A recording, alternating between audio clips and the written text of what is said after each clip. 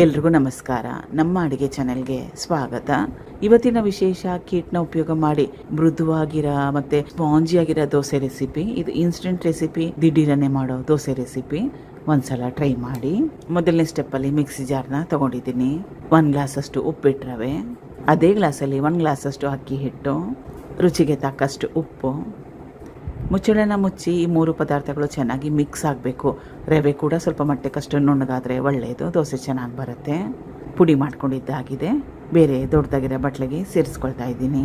ಅರ್ಧ ಗ್ಲಾಸಷ್ಟು ಹುಳಿ ಮೊಸರು, 1 ಗ್ಲಾಸಷ್ಟು ನೀರು ಕಲಿಸ್ಕೋಬೇಕು ಚೆನ್ನಾಗಿ. ತೋರಿಸ್ತಾ ಇರೋದು ಪರ್ಫೆಕ್ಟ್ ಆಗಿರೋ ಹದ. ಇದನ್ನು ಸುಮಾರು ಒಂದು 5 ರಿಂದ 10 ನಿಮಿಷ ರೆಸ್ಟ್ ಮಾಡೋಕ್ಕೆ ಬಿಡಬೇಕು. ಸಮಯ ಇದ್ದರೆ 10 ನಿಮಿಷ ರೆಸ್ಟ್ ಮಾಡೋಕ್ಕೆ ಬಿಡಿ. ಸಮಯ ಇಲ್ಲ ಅಂದರೆ 5 ನಿಮಿಷ ನೆನೆಸ್ಕೊಂಡ್ರು ಸಾಕಾಗುತ್ತೆ. 5 ನಿಮಿಷ ಆದಮೇಲೆ ಹಿಟ್ಟು ತೀರನೇ ಜಾಸ್ತಿ ಗಟ್ಟಿ ಏನು ಬಂದಿಲ್ಲ. ಮತ್ತೊಮ್ಮೆ ನೀರನ್ನ ಹಾಕೊಳ್ಳೋ ಅವಶ್ಯಕತೆ ಏನಿಲ್ಲ. ಈನೋ ಪೌಡರು ಸಣ್ಣ ಚಮಚದಲ್ಲಿ 1 ಚಮಚದಷ್ಟು ಈನೋ ಪೌಡರ್ ಮೇಲೆ ಸ್ವಲ್ಪ ನೀರನ್ನ ಹಾಕ್ಕೊಂಡು ಚೆನ್ನಾಗಿ ಕಲಿಸ್ಕೋಬೇಕು. ಹಿಟ್ಟು ರೆಡಿಯಾಗಿದೆ. ಹೆಂಚು ಕೂಡ ಚೆನ್ನಾಗಿ ಕಾದಿದೆ.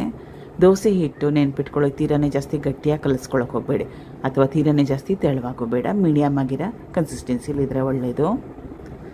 ಇದಕ್ಕೆ ಇಷ್ಟ ಇದ್ದರೆ ಈರುಳ್ಳಿ, ಕೊತ್ತಂಬರಿ ಸೊಪ್ಪು, ಕ್ಯಾರೆಟ್ ತುರಿ ಅದನ್ನೆಲ್ಲ ಹಾಕ್ಕೋಬೋದು.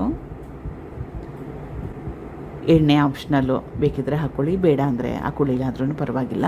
ಈ ದೋಸೆ ಹೆಂಚಿಗೆ ಅಂಟ್ಕೊಳ್ಳಲ್ಲ. ಒಂದೇ ಕಡೆ ಚೆನ್ನಾಗಿ ಬೇಯಿಸ್ಕೊಂಡ್ರೂ ಸಾಕಾಗುತ್ತೆ, ಅಥವಾ 2 ಕಡೆ ಇಷ್ಟ ಇದ್ದರೆ ಬೇಯಿಸ್ಕೋಬೋದು. ಟ್ರೈ ಮಾಡಿ ಒಂದ್ಸಲ. Thank you for watching. ಧನ್ಯವಾದಗಳು.